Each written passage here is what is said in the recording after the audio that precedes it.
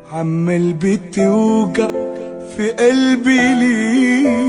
يعني اللي بينا ده نهايته دي. لو مش حاببني مفيهاش كسوف، ابعد وشوف ناوي تعمل ايه.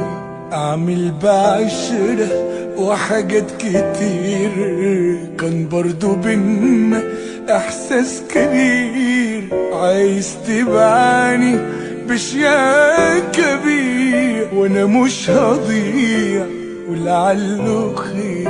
لو جالي يوم ابعد عنك مش ده اللي بستناه منك.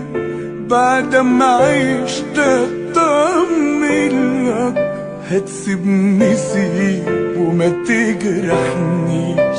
خلي الوداع في حنية وكفاية بزيادة فيا.